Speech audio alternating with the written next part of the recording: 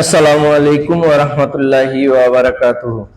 প্রিয় মুসলমান ভাই ও বোনেরা, দেশ এবং দেশের বাইরে হতে যারা আমার লাইভে যুক্ত আছেন, সকলকে আমি জানাচ্ছি আন্তরিক মোবারকবাদ ও অভিনন্দন। আমার সাথে লাইভে যুক্ত হয়ে আমার সাথে সময় দেওয়ার জন্য আপনাদেরকে অসংখ্য ধন্যবাদ। শুরু করছি পরম করুণাময় আল্লাহর নামে। আমি প্রতিদিনের ন্যায় যেভাবে লাইভে কিছু ইসলামিক বিষয়গুলো নিয়ে আলোচনা করে থাকি, সেই উপলক্ষে আজকেও আমি চলে আসলাম লাইভে। এখন রাত 11:30। আপনারা যারা আমার সাথে আছেন, দয়া করে অবশ্যই আপনারা লাইভটিকে শেয়ার করে দিবেন, যাতে আপনার পরিচিত জন, আত্মীয় স্বজন, বন্ধু বান্ধব এই লাইভটি দেখতে পারে এবং সেখান থেকে কিছু আলোচনা নিলে হয়তোবা তাদের জীবনের কিছু পাথেয় সংগ্রহ হবে। আর পাথেয় সংগ্রহ হলে সে যে নেক আমলগুলো করবে, সে আমলগুলো থেকে আপনিও কিছু আমল সমানভাবে ভাগিদার হয়ে যাবেন। আর যেহেতু আমি এটা একটা সেবা হিসাবে সেবামূলক কার্যক্রম পরিচালনা করছি, সকলে আমাকে সহযোগিতা করবেন। আপনাদের সকলের সহযোগিতা কামনা করছি আমি। তো যাই হোক, আমি প্রতিদিন একটা বই পড়ি, সেটা ছিল, বইটার নাম ছিল হলো তুচ্ছ এই পৃথিবী। আজকেও আমি এখান থেকে কিছু আলোচনা আপনাদের সামনে উপস্থাপন করব। এরপরে আমাদের ইসলামিক কুইজ আছে, কুইজগুলির উত্তর দিতে হবে, আমি দেব, যেহেতু আপনারা আমাকে উত্তরগুলি দেননি। তো সেহেতু আমি আমার দায়িত্ব থেকে আমার যে দায়িত্ব আছে সেগুলা আমি পালন করব ইনশাআল্লাহ যথাযথভাবে। তবে আপনাদেরকে এইটুকু বিনীতভাবে অনুরোধ জানাবো, আপনারা অবশ্যই কুইজগুলোর উত্তর দিলে এখানে আমরা সবাই জানতে পারি। জানতে তো আর শেষ নেই, জানার কোনো শেষ নেই। অতএব আপনি যদি জানান কাউকে, আপনার দ্বারা যদি কেউ উপকৃত হয়, এখানে আপনি হয়তোবা নিজেকে চিন্তা করছেন যে এখানে তুলে ধরলে হয়তোবা ভুল হলো না সঠিক হলো, কনফিউশন একটা কাজ করে থাকে। এটাকে আপনারা চিন্তা না করে আপনি যেটাই জানেন সেটাই উত্তর দেন। আমি সঠিক উত্তরগুলো তো প্রত্যেকটা কুইজের উত্তরগুলো আমি দিয়ে থাকি। তো আপনারাও চেষ্টা করবেন,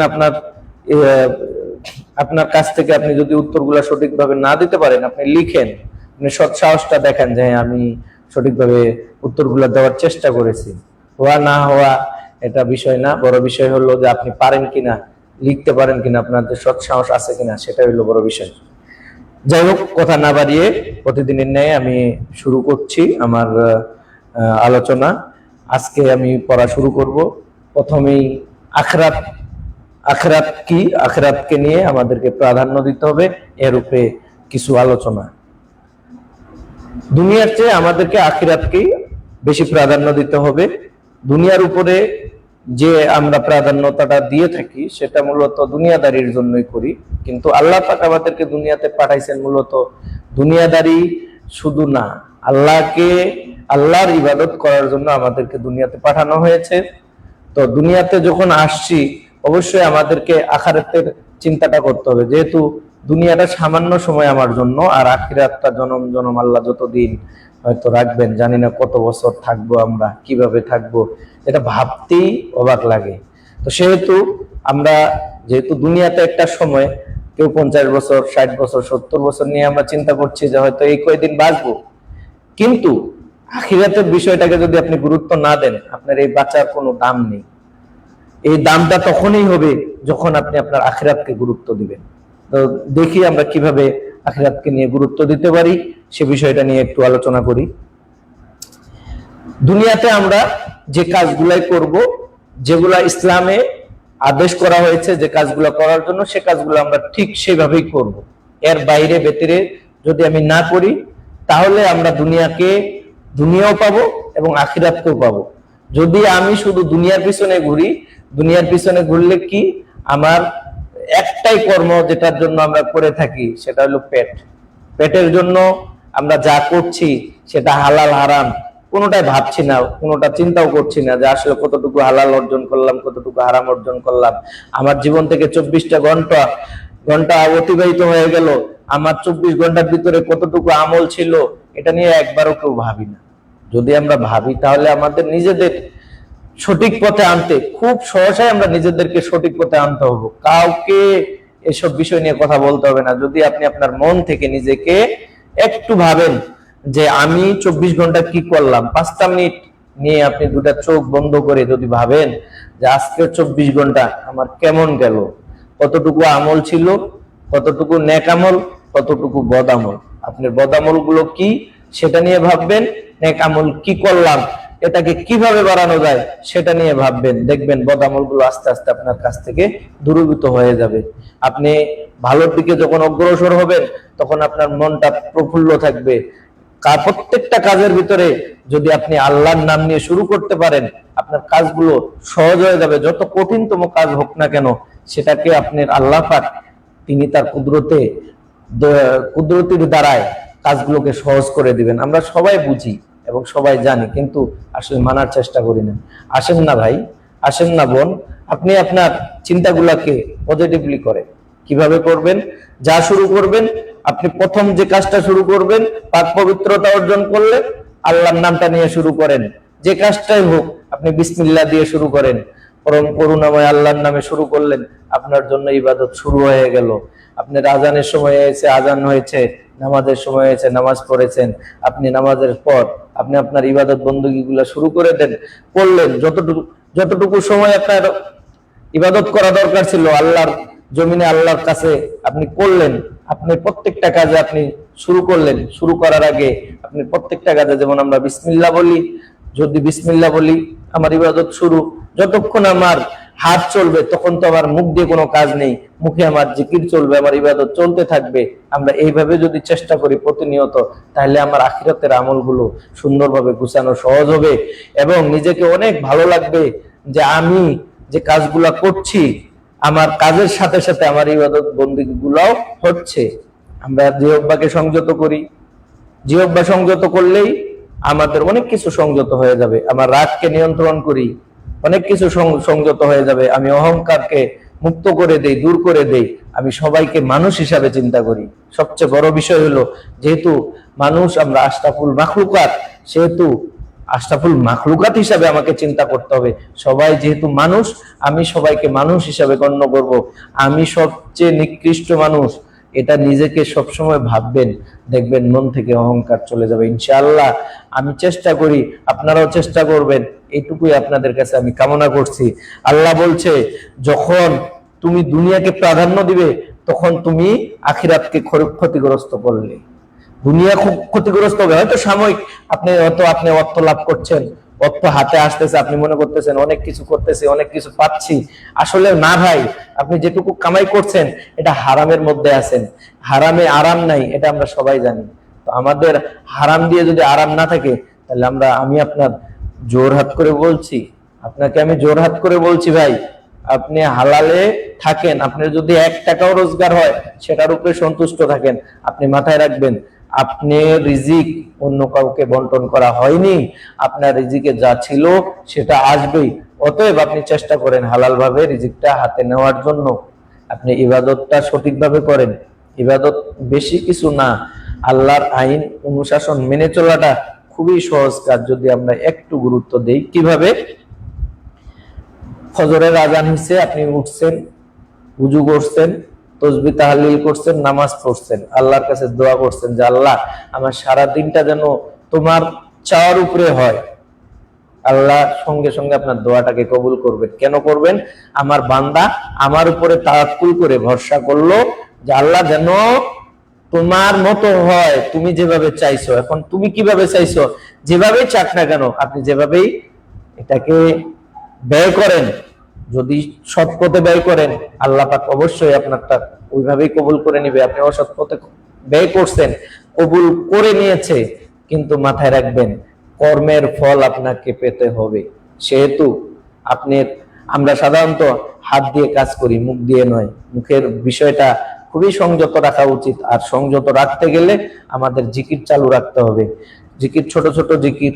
আমার ফেসবুক প্রোফাইলে আমি ভিডিও দিয়েছি। আজকে আমাদের হুজুর তামিম তাজ হুজুর, আমাদের উনি 4টা ইসমে আজম এবং শ্রেষ্ঠ 4টা কালেমার জিকির নিয়ে কথা বলেছেন। ছোট্ট একটা ভিডিও এখানে আমার আপলোড করা আছে, আপনারা চাইলেই দুটো ভিডিও দেখে নিতে পারবেন, আপনাদের জন্য সহজ হবে। আমি এইটুকু বলবো, শ্রেষ্ঠ 4 কালেমা একটা জিকির হয়ে যায়, এটাকে কন্টিনিউ যদি কেউ জিহ্বায় রাখতে পারে, আস্তাগফিরুল্লাহ, এটা সবচেয়ে অনেক গুরুত্বপূর্ণ জিকির। যদি কেউ, যে বান্দা বেশি বেশি তওবা ইস্তেগফার করে, সে বান্দা আল্লাহর প্রিয় বান্দা, মাহবুব বান্দা হয়ে যায়। আল্লাহ তাকে খুবই পছন্দ করেন, এবং রিজিকের ফয়সালা কিভাবে আল্লাহ পাক নির্ধারণ করেছেন একমাত্র আলিমুল গায়ব উনি ভালো জানেন, এর চেয়ে কেউ বেশি জানে না। তো যাই হোক, আমরা দুনিয়াকে তুচ্ছ রেখে আখিরাতকে প্রাধান্য দিতে গেলে আমি আপনাকে জোরহাত করে বলছি, আপনি আপনার জিহ্বাতে জিকির চালু রাখবেন, তসবিহ তাহলিল গুলার করবেন, নামাজ কালাম পড়বেন, হালাল রিজিকের অন্বেষণ করবেন। ভাই, দুনিয়াটা 2 দিনের, আমরা কেউই দুনিয়ায় থাকবো না। যদি আমরা দুনিয়াতে না থাকি তাহলে কি লাভ? এত কিছু করলাম, এই টাকা পয়সা গাড়ি বাড়ি আপনি নিয়ে যেতে পারবেন না। আপনি সন্তান, আপনার সন্তান, আপনি স্ত্রী, আপনার আত্মীয় স্বজন, আপনার বন্ধু বান্ধব কেউ সাথে যাবে না। নিজে 5টা মিনিট চোখ বন্ধ করবেন, হালতটা কি? হালত হলো যে আমি মরে গেছি। এই হালতটা নিয়ে আপনি চিন্তা করবেন যে আমি এই 5টা মিনিট মারা গেলাম, আমার সাথে কে যাচ্ছে আর আমি কি নিয়ে যাচ্ছি, তাহলে আপনি বুঝতে পারবেন যে আপনি কোথায় আছেন।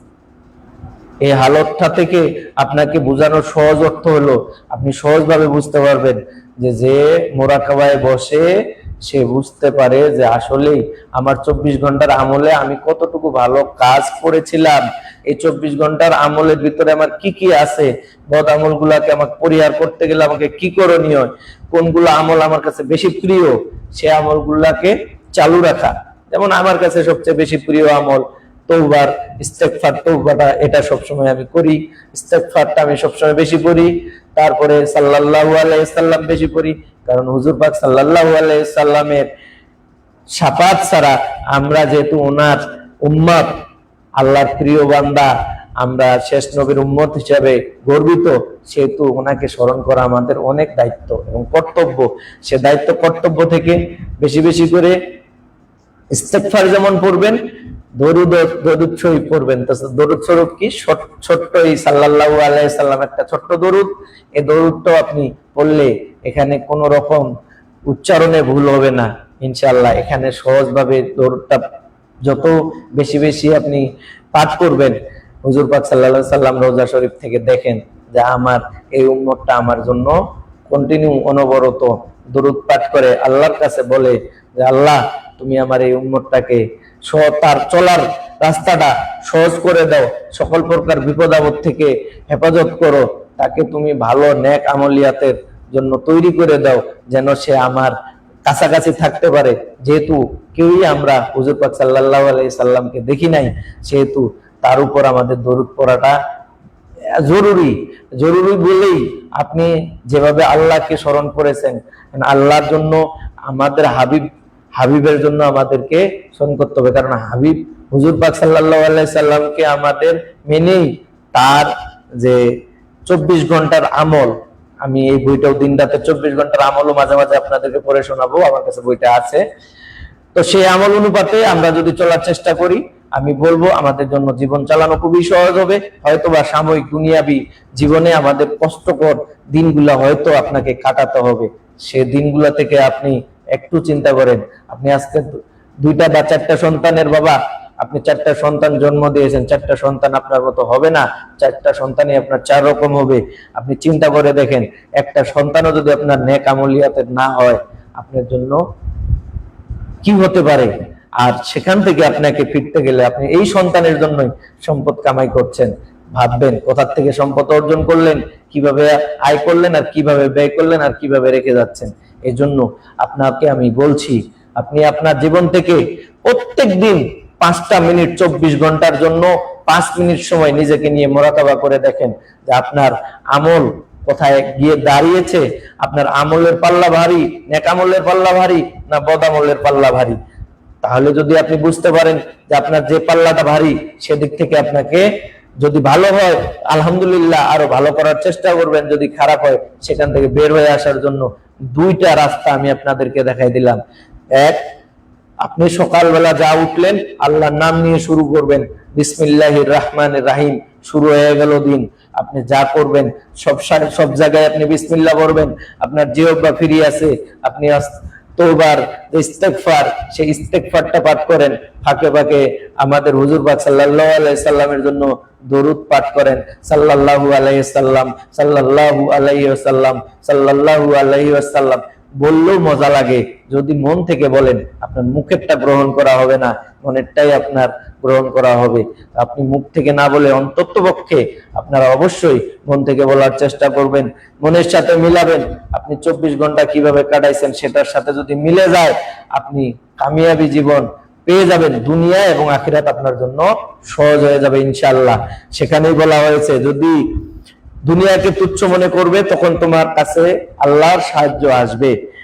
যখন দুনিয়া আখিরাত উভয়টার জন্য পরিশ্রম করে, মূর্খের উদ্দেশ্য, আমরা যারা মূর্খ, আসলে আমরা মূর্খ, আমরা শুধু দুনিয়ার চিন্তা করছি। আমরা যদি দুনিয়ার যুদ্ধ চিন্তা করি তাহলে আমরা আল্লাহ পাককে হারিয়ে ফেলবো। আর যদি আমরা মানুষের উপরে ভরসা করি তাহলে আমরা কোনোটাই ফায়দা লাভ করতে পারবো না। আমি আগেই বলেছি আপনাদেরকে যে আমাদের জন্য আল্লাহ পাক যে রিজিকের ফয়সালা 50,000 বছর আমার জন্মের পূর্বের আগেই যে কলমে লিখিয়েছেন, সে কলম আল্লাহ শুকিয়ে ফেলেছেন। তার মানে কি, আপনার যা রিজিক আপনাকে ফয়সালা করা হয়েছে সেটা রহমত এবং বরকত আল্লাহ বাড়ায় আপনার আমলের গুণে, আপনার কর্মের গুণে। কিন্তু যেটা নির্ধারণ করা হয়েছে সেটা আপনার কাছে আপনি হালাল ভাবে করলেও পাবেন, হারাম ভাবে করলেও পাবেন। তাহলে আপনি কেন আপনার আখিরাতকে নষ্ট করবেন? মানুষের উপরে কখনো ভরসা করবেন না, মানুষকে বিশ্বাস করবেন, ভালোবাসবেন। তার মানে মানুষকে ভয় পাওয়া যাবে না। একমাত্র ভয় তার জন্যই করবেন যিনি মহান আল্লাহ পাক রাব্বুল আলামিন আমাদেরকে দুনিয়াতে পাঠিয়েছেন, তার জন্যই আমাদের ভয় থাকবে। আমরা উপকার ক্ষতির বিষয়ে এবং পাথরের মধ্যে কোনো ব্যবধান নেই, আমরা বুঝতে পারি না। আসলে আমরা যখন মানুষের উপরে ভরসা করি, তাওয়াক্কুল করি, তখন পাথরের সমান হয়ে যায়। বাদশা একজন উপকারীও, একজন ক্ষতিকারকও, একজনই মানুষ বলেই একেবারে দুটাই তার ভিতরে আছে। আল্লাহ যখন কোনো বান্দার মঙ্গল চান তখন তাকে এলেম এবং আমল এবং এখলাস দান করে। আল্লাহ তিনটা জিনিসই দেন। কি কি? এলেম, আমল আর এখলাস। আল্লাহ যদি কারো মঙ্গল চান, আল্লাহ যদি কাউকে ভালোবাসেন, আল্লাহর মাহবুব বান্দা করে নেন, হাজার পাপিষ্ঠ হন, আমি আপনাকে এইটুকু জোরহাত করছি যে মুসলমান ভাই হিসাবে, আপনাদের ছোট ভাই হিসাবে, আপনাদের বড় ভাই হিসাবে আমি আপনাদেরকে বলবো, অন্যায় যা হয়েছে নিজেকে শুধরাই নিতে পারবেন একমাত্র তওবার মাধ্যমে। আর যার মাধ্যমে তওবার, যার জিহ্বায় তওবা বেশি চালু আছে, সে আল্লাহর প্রিয় বান্দা। এটা আল্লাহ পাক নিজেই বলেছে। তো অতএব আপনারা সবসময় মাথায় রাখবেন যে আমি আল্লাহর প্রিয় বান্দা হতে চাই। কিভাবে হব? আমি যে গুনাহগার, একজন গুনাহগার হিসাবে বলবো, আপনি সবসময় এই দুইটা জিনিস আপনার হাতে আমি আজকে তুলে দিলাম, আপনি এই দুইটার উপরে আমল করা শুরু করেন, দেখবেন আপনার জীবন পরিবর্তন হয়ে গেছে। আপনার রিজিক কোত্থেকে আসছে, আপনার বরকত, আপনার প্রত্যেকটা জিনিসে বরকত হচ্ছে। আপনার শারীরিক সুস্থতা বলেন, যাই বলেন না কেন, সব দিক থেকে আপনাকে পরিত্রাণ পাইতে হলে, যত বিপদ আপদ থেকে আছে হেফাজত হতে হলে, নিরাশ থেকে বেঁচে থাকতে হলে আপনি হতাশ হবেন না। আপনার জন্য ধৈর্য, সবর, এই তিনটা জিনিস আপনাকে মানা খুবই ফরজ। ভাই সহজ কাজ, কোনো কঠিন কিছু না। আপনি ইবাদত করবেন, 5 ওয়াক্ত নামাজ ফরজ ইবাদত, এটা পালন করলেন, আপনি যা জানলেন এটার উপরে আমল করলেন, আর জিহ্বাটাকে আপনি সংযত করে, সংবরণ করে তাসবিহ, তাহলিল, ইস্তেগফার গুলা পাঠ করলেন। আর হুজুর পাক সাল্লাল্লাহু আলাইহি সাল্লামের যেহেতু আমি উম্মত, সেহেতু ওনার জন্য বেশি বেশি দরুদ পাঠ করবেন। কি দরুদ সেটাও বলে দিলাম, ছোট্ট একটা আমল, যে সাল্লাল্লাহু আলাইহি সাল্লাম।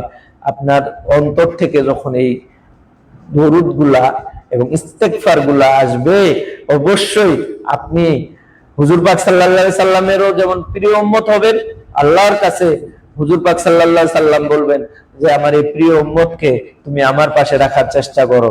এখন আল্লাহর হাবিব যদি আল্লাহর কাছে আবেদন দরখাস্ত করে, তাহলে সেই প্রিয় উম্মত আল্লাহর কি প্রিয় বান্দা নয়?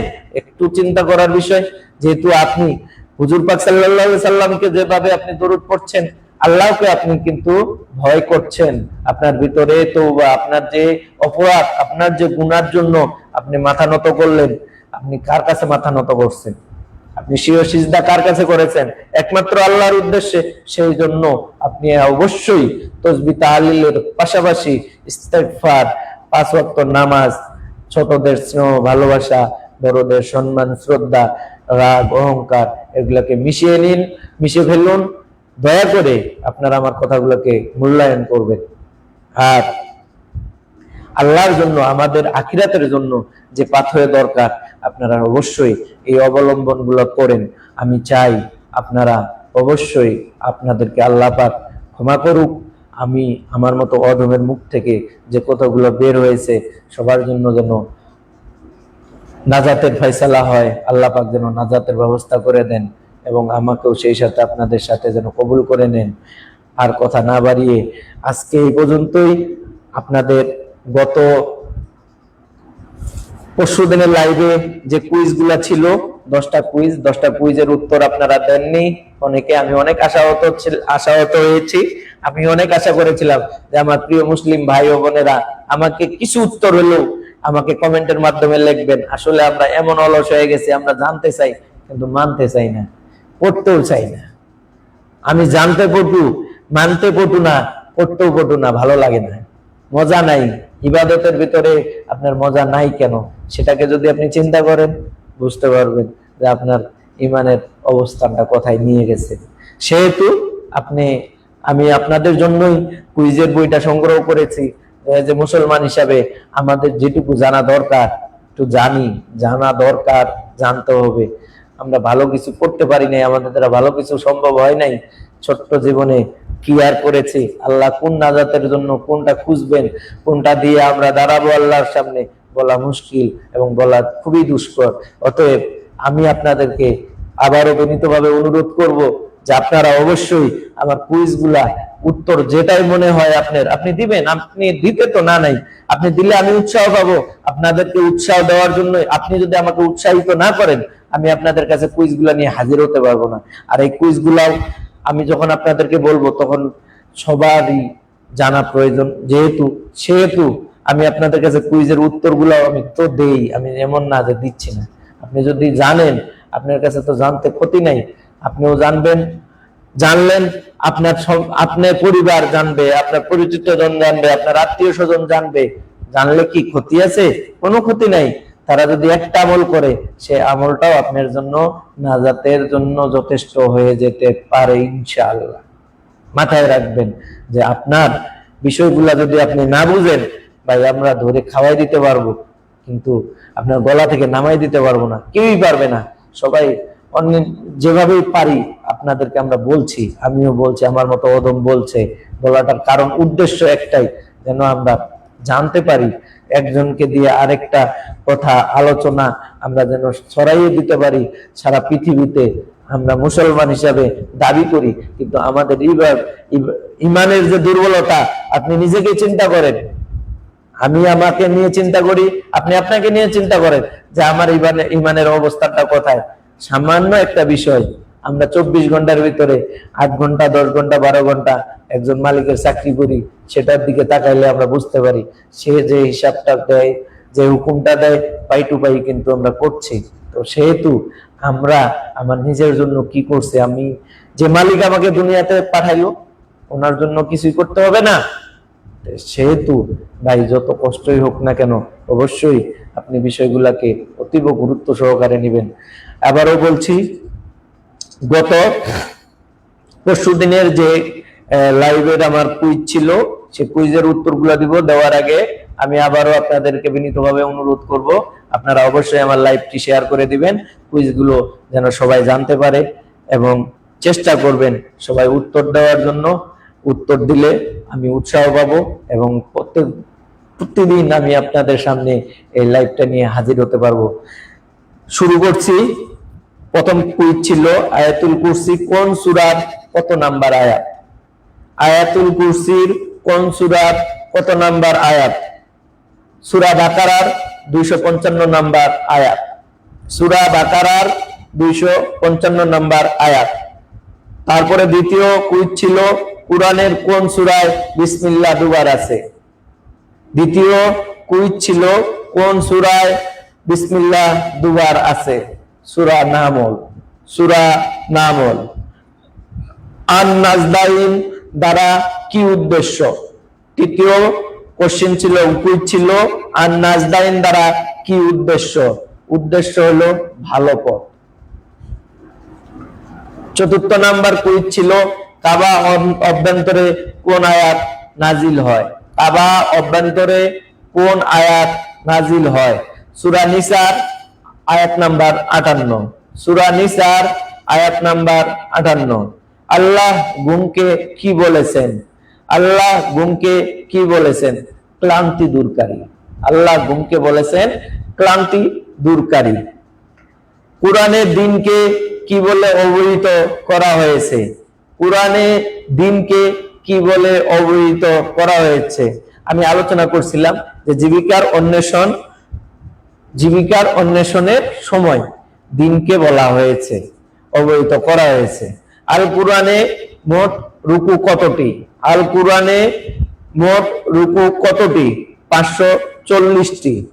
8 নাম্বার প্রশ্ন, আল কোরআনে মোট অক্ষর কতটি? আল কোরআনে মোট অক্ষর কতটি?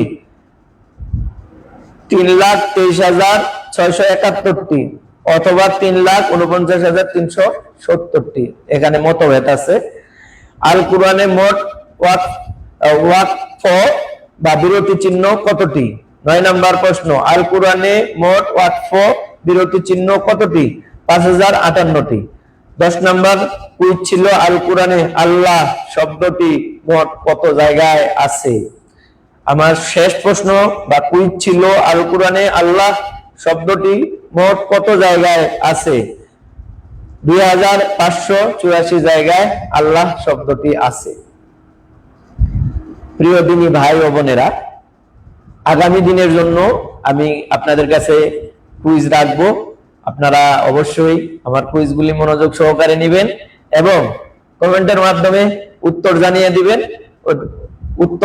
কুইজের উত্তর দেওয়ার নিয়মাবলী হচ্ছে অবশ্যই লাইভটিকে আপনারা শেয়ার করবেন, কমেন্ট করবেন এবং কমেন্টের মাধ্যমে আমাকে অবশ্যই কুইজের উত্তরগুলা দিবেন। বিজিত যদি অনেকজন হয়ে যায় তাদের মধ্যে লটারির মাধ্যমে একজনকে বিজয়ী ঘোষণা করা হবে এবং তাকে 1,000 টাকা পুরস্কার করা হবে, যে টাকাটা রকেটের মাধ্যমে অথবা নগদের মাধ্যমে অথবা বিকাশের মাধ্যমে পৌঁছে দেওয়া হবে। তো শুরু করছি আগামী দিনের জন্য এবং 24 ঘন্টা সময় থাকবে। প্রথম কুইজ হলো লা ইলাহা ইল্লাল্লাহ। লা ইলাহা ইল্লাল্লাহ কুরআন মাজিদে মোট কত জায়গায় আছে? প্রথম কুইজ লা ইলাহা কুরআন মাজিদে মোট কত জায়গায় আছে? 2 নাম্বার কুইজ আল কোরআনে সেজদা কতটি? আল কোরআনে সেজদা কতটি? 3 নাম্বার প্রশ্ন, দারুল বাওয়ার কি? দারুল বাওয়ার কি? 4 নাম্বার প্রশ্ন, ইয়াসিন নামটি কোরআনে কতবার এসেছে? ইয়াসিন নামটি কোরআনে কতবার এসেছে?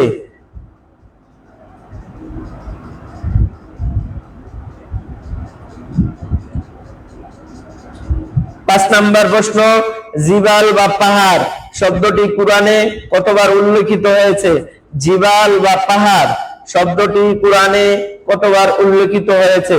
6 নাম্বার প্রশ্ন, কোন সূরায় কারুনের বর্ণনা করা হয়েছে?